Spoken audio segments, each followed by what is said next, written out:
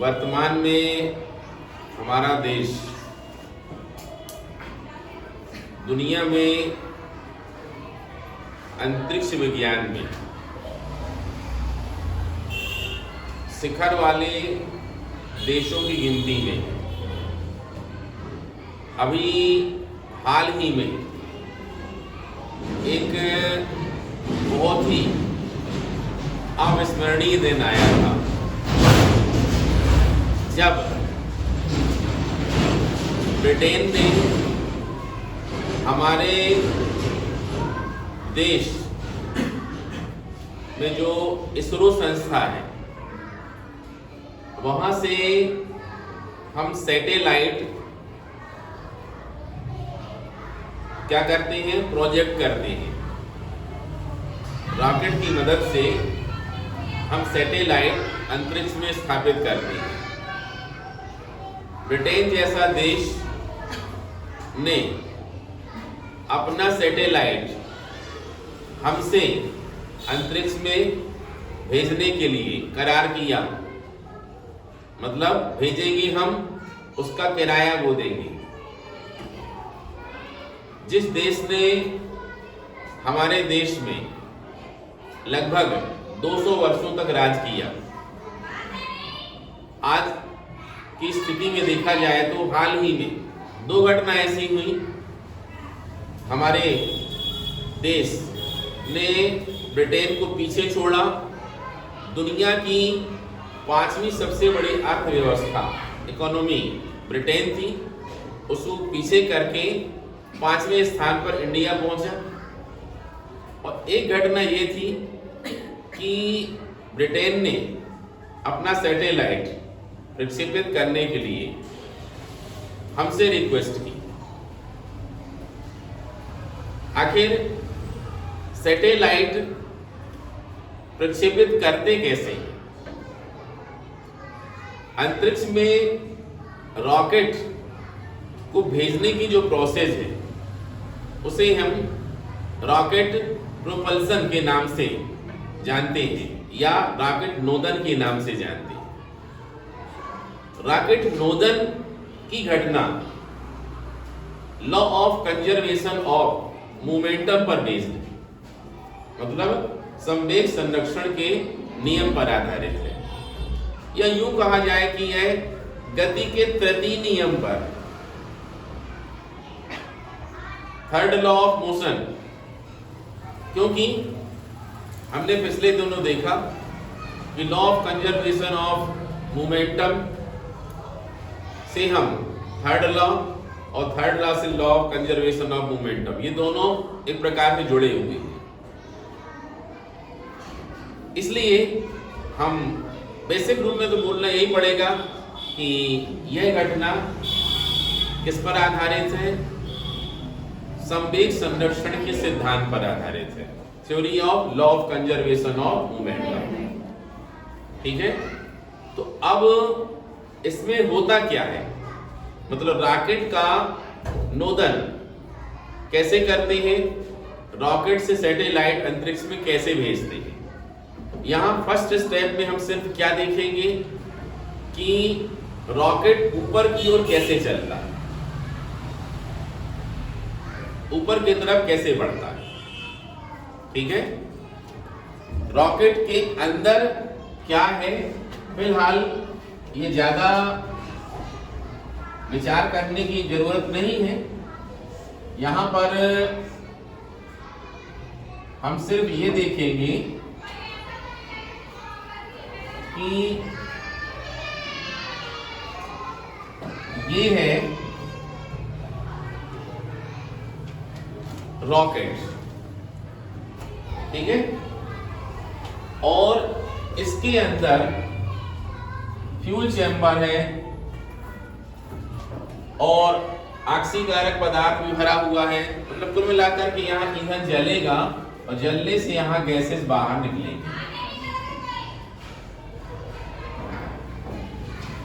ठीक है, तो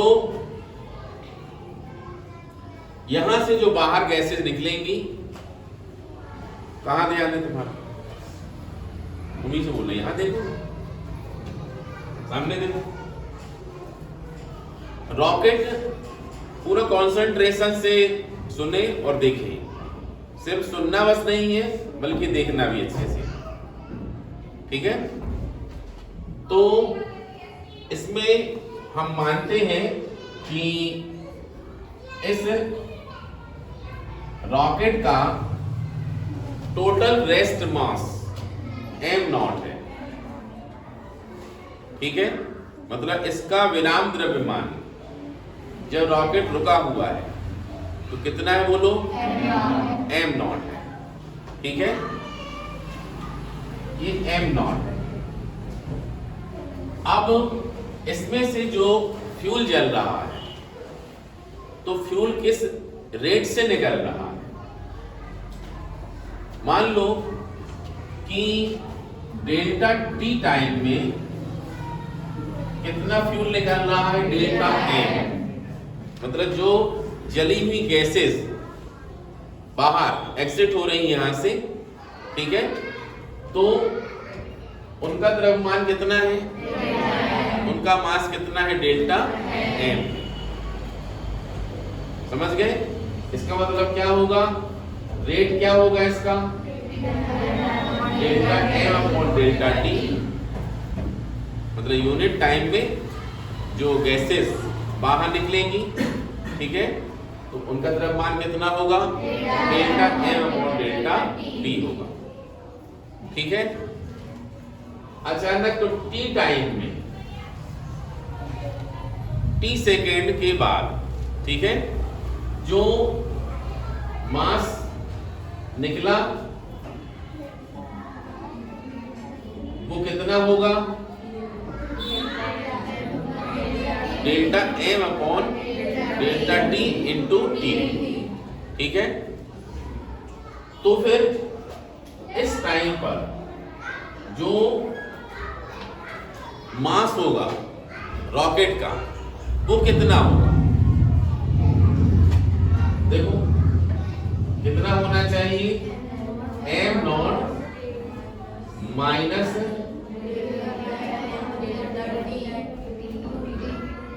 क्यों होना चाहिए,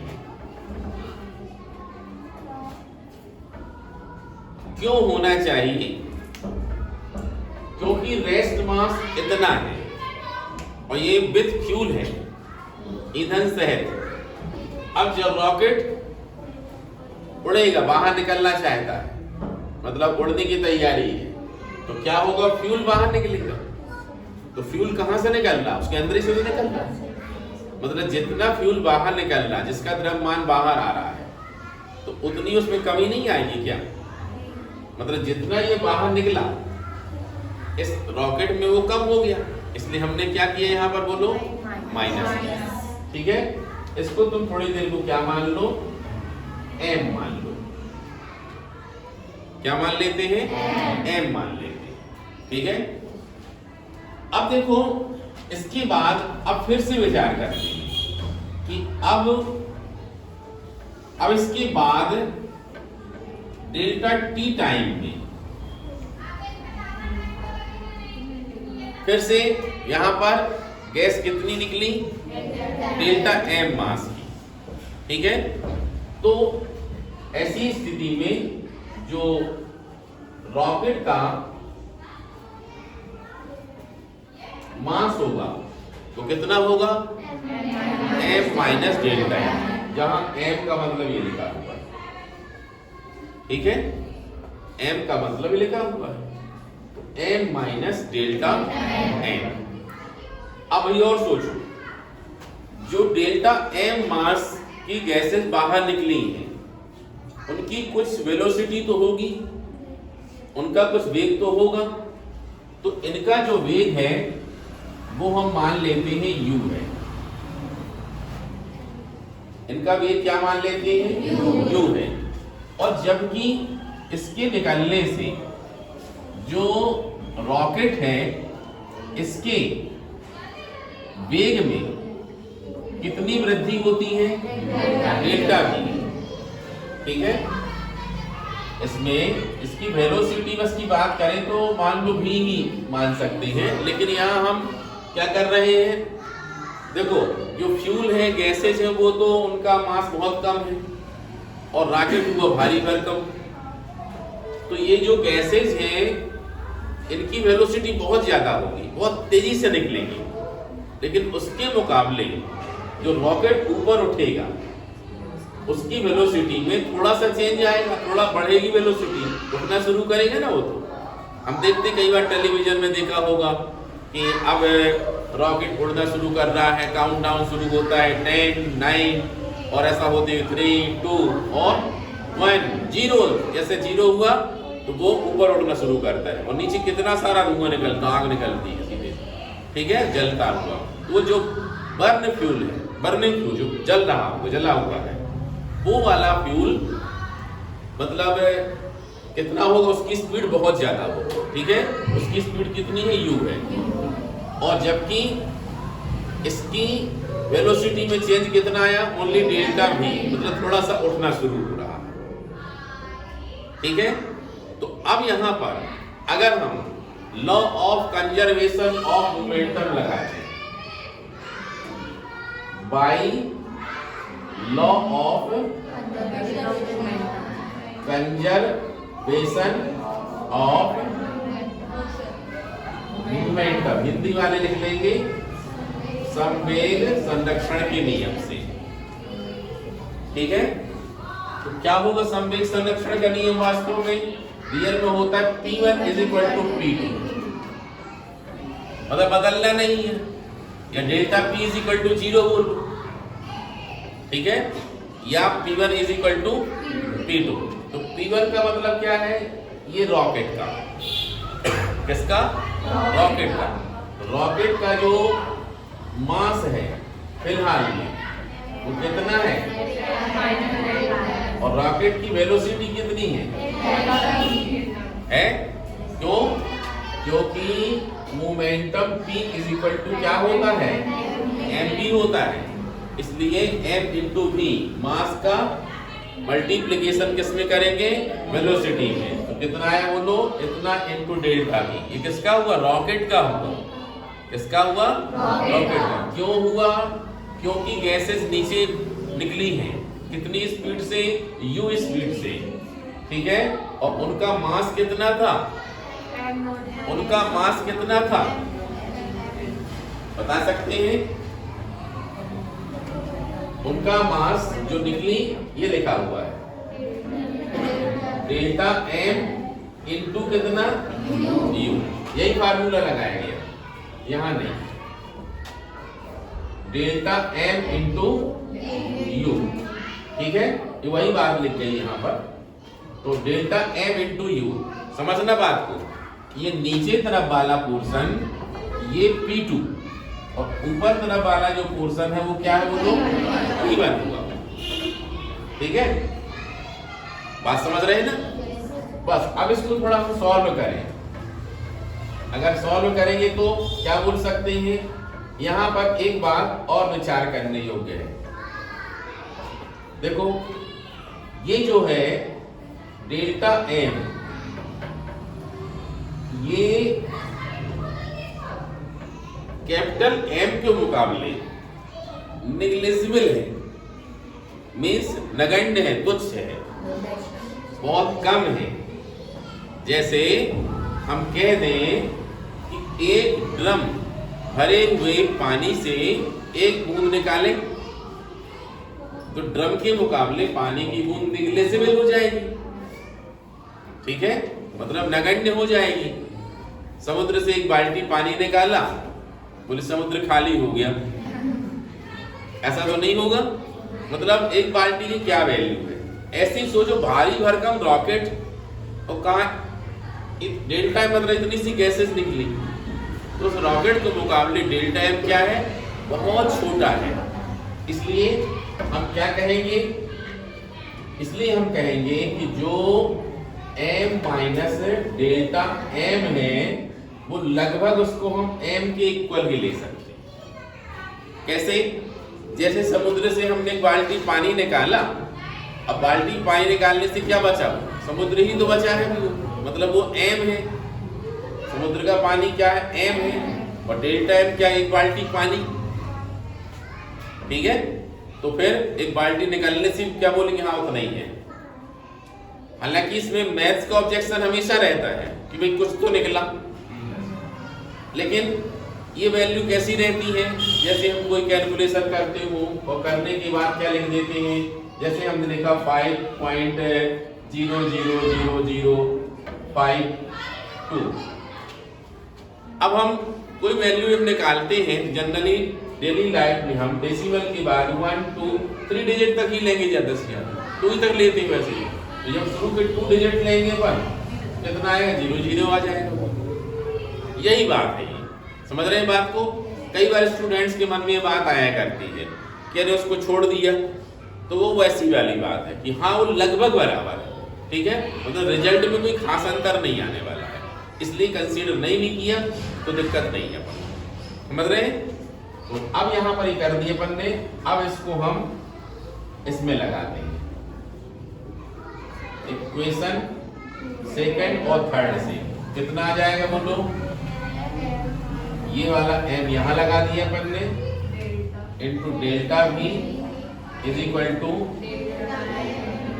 अब m की वैल्यू लगा लो, m की वैल्यू कहां से, 1 से, कितनी है बोलो,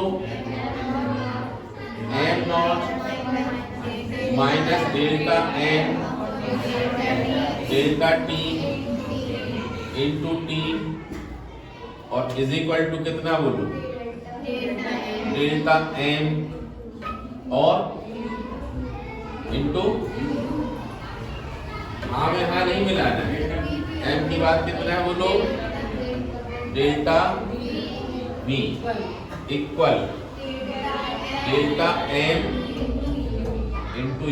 अच्छे से देखो, m की वैल्यू ये लगाई, ये वाली लगाई, अब डेल्टा ये अपना यहाँ पर लगाई है, डेल्टा m की मतलब m की वैल्यू ये y लगा दी है, मतलब पूरा का पूरा ये देखो ऐसा रहेगा, ये वाला समझ गए, ये पूरा ब्रैकेट में रहेगा अपना ये वाला m का मान और डेल्टा v बाहर है।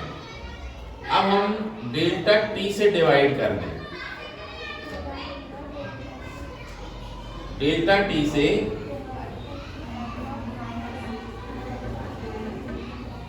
तुम्हारे मन में आए क्यों कर दें, तुम्हारे मन में आ जाए क्यों कर दें, डेल्टा t से डिवाइड क्यों कर दें भाई, क्योंकि हमें जरूरत है एक्सेलरेशन के फार्मूले की, और जो एक्सेलरेशन होता है त्वरण हिंदी में वो क्या होता है, a is equal to delta v upon delta t। तो ये जो delta v upon delta t है इसकी जरूरत थी हमको, ये देखो ये आ जाएगा, अगर हम देखें delta v upon delta t, ये रोक लिया अपन ने। अब इसको इस तरफ ले चलो, कितना आएगा बोलो, ये delta m upon delta t whole upon, तो पूरा का पूरा m नॉट माइनस बोलो delta m upon into t, equation number 4। अब ये नाउ करके, नाउ एक्सेलरेशन ऑफ रॉकेट, ठीक है, तो एक्सेलरेट कितना होगा, वो ये वाली वैल्यू लगा दें, हाँ इंटू यू, बिल्कुल ठीक है, बैठ जाओ। यहाँ पर delta m upon delta t into कितना है ये बात बोलनी है, ठीक है। हम हमेशा बोलते हैं कि कहीं पर कोई चीज हम छोड़ देंगे, ठीक है, तुम कॉन्सेंट्रेट होकर के देख रहे हो या नहीं देख रहे हो, और उसमें अगर हमने रिमार्क नहीं किया मान लो, मतलब तुम लोगों ने तो माना गया कि तुम हाँ में हाँ मिला रहे हो, तुम्हारे समझ में नहीं आ रहा, ठीक, देख नहीं रहे हो ठीक से, इस रिमार्क जरूर करें। आखिर इसमें यू लिखा था, ठीक है, ये यू लिखा था, ये लिखा था, और ये यू यहाँ होना चाहिए। अब ये 4 इक्वेशन बन गया। अब हमको क्या करना है, ए की इस वाले इक्वेशन में a is equal to delta v upon delta t में ये वाली वैल्यू लगा देनी, ठीक है। तो लगा देते हैं। उसके आगे यहाँ लिखना है, समझ जाओगे। इसके आगे का स्टेप ये वाला कहलाएगा A इज इक्वल टू, चलो देखो कितना है बोलो। हाँ, इसको थोड़ा जमाते हैं अच्छे से व्यवस्थित रूप में। डेल्टा M ऑन ऐसा लिख देते हैं, ठीक है। ऊपर लिख देते हैं ऐसा ही, और अपॉन में क्या लिख देते हैं बोलो, माइनस बोलो,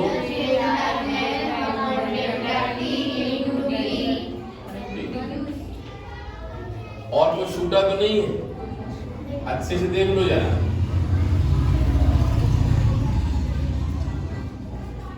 मिलान कर लो, delta B upon delta T, इसकी वैल्यू कितनी है, delta M upon delta T. आगे लिख गई है वो, ये यू लिखा हुआ है और अपॉन में पूरा लिखा हुआ है, लिखा है।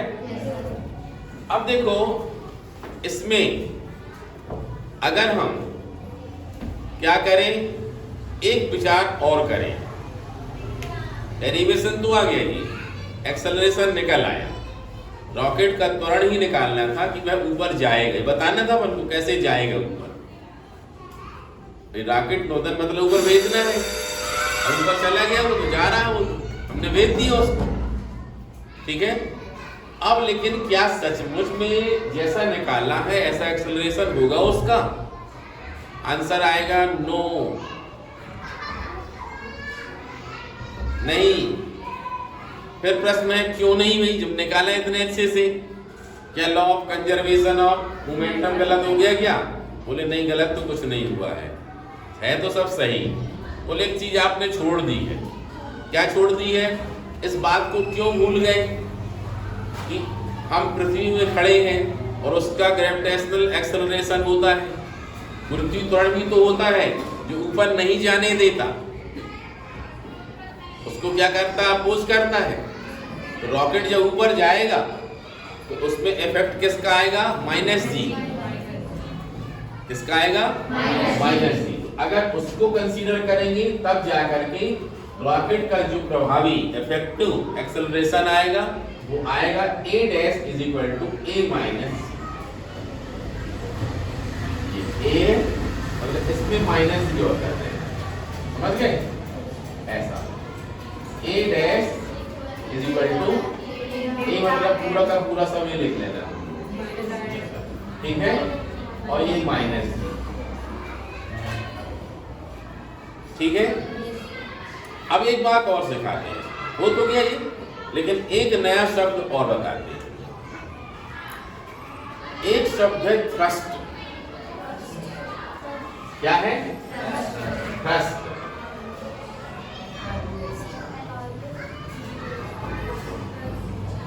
थ्रस्ट हिंदी में होगा प्रणोद। प्रणोद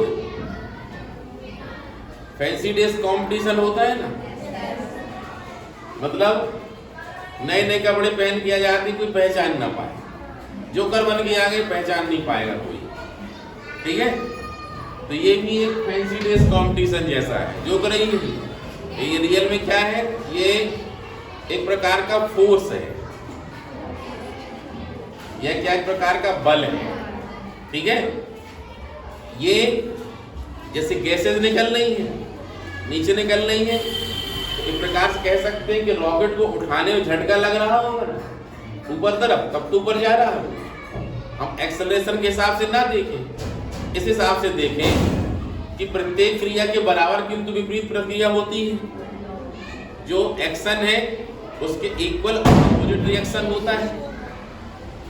तो ये क्या हो रहा है, नीचे की तरफ फोर्स गैसेस डाल रही है, मतलब रॉकेट है, तो रॉकेट का क्या होगा, हम बॉक्स को रख देते हैं, कल पढ़ा था अपन ने ऐसा, ये देखो।